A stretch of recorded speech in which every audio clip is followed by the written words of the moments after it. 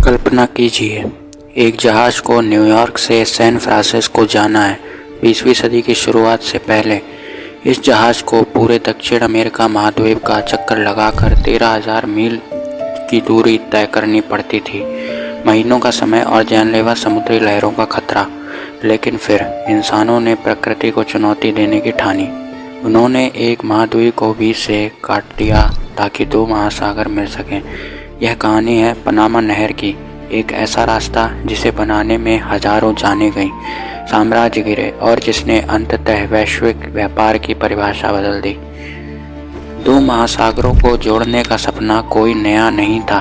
1534 में स्पेन के राजा Charles fifth ने सबसे पहले यह सोचा था कि अगर पनामा के इस संकरे हिस्से को काट दिया जाए तो स्पेनिश जहाज़ों के लिए सोना ले जाना आसान हो जाएगा। लेकिन उस दौर की तकनीक के लिए यह नामुमकिन था। सपनों को हकीकत में बदलने की पहली कोशिश हुई 1881 में, और इसे शुरू किया उसी शख्स ने जिसने सुएज नहर बनाई थी, फर्डिनेंड डी लेसेप्स। फ्रांसीसी इंजीनियरों को लगा कि वे पनामा की भी सुएज की तरह सी लेवल नहर बना देंगे, लेकिन पनामा का भूगोल अलग था। यहाँ थे घने जंगल, जहरीले सांप और उससे भी खतरनाक येलो फीवर और मलेरिया। इतिहास गवाह है कि फ्रांसीसी कोशिश के दौरान लगभग 22,000 मजदूरों की जान चली गई। बीमारी और मिट्टी धंसने की वजह से फ्रांस का यह प्रोजेक्ट दिवालिया हो गया। लेसेप्स का सपना एक कब्रिस्तान में बदल चुका था। यहीं पर एंट्री होती है अमेरिकी राष्ट्रपति थियोडोर रूजवेल्ट की। अमेरिका को अपनी नौसेना की ताकत बढ़ाने के लिए इस नहर की सख्त ज़रूरत थी।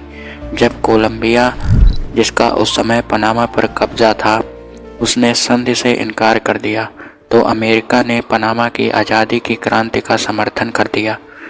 1903 में पनामा एक स्वतंत्र देश बना और अमेरिका को मिला पनामा कैनाल जोन पर हमेशा के लिए अधिकार। अमेरिकी इंजीनियरों ने महसूस किया कि समुद्र के स्तर पर नहर बनाना मुमकिन नहीं है। उन्होंने एक क्रांतिकारी रास्ता चुना, लॉक सिस्टम। उन्होंने पनामा की पहाड़ियों के बीच एक विशाल कृत्रिम झील बनाई, गाटुन झील। यह झील समुद्र तल से 85 फीट ऊपर है। अब चुनौती यह थी कि जहाज को ऊपर कैसे उठाया जाए। इंजीनियरों ने विशाल वाटर लॉक्स बनाए जो पानी के दबाव से चलते हैं। यह किसी वाटर लिफ्ट की तरह काम करते हैं। जब जहाज नहर में आता है तो लॉक में पानी भर जाता है, जिससे जहाज ऊपर उठ जाता है और फिर उसे झील के रास्ते दूसरे महासागर तक पहुंचा दिया जाता है। इस निर्माण का सबसे कठिन हिस्सा था कुलेब्रा कट। मजदूरों को पहाड़ों को काट कर रास्ता बनाना था। भीषण गर्मी, भूस्खलन और डायनामाइट के धमाकों के बीच काम चलता रहा। अमेरिकी डॉक्टर विलियम गॉर्गस ने मच्छरों का सफाया किया, जिससे बीमारियों पर काबू पाया जा सका।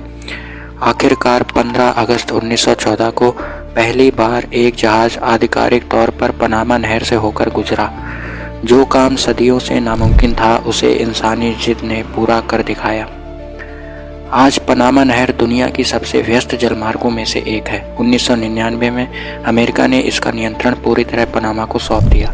2016 में इसे और चौड़ा किया गया ताकि दुनिया के सबसे बड़े नियो पनामैक्स जहाज भी यहाँ से गुजरे। पनामा नहर सिर्फ कंक्रीट और लोहे का ढांचा नहीं है, यह गवाह है उस संघर्ष का जिसमें हजारों लोगों ने अपनी जान दी ताकि पूरी दुनिया एक दूसरे के करीब आ सके।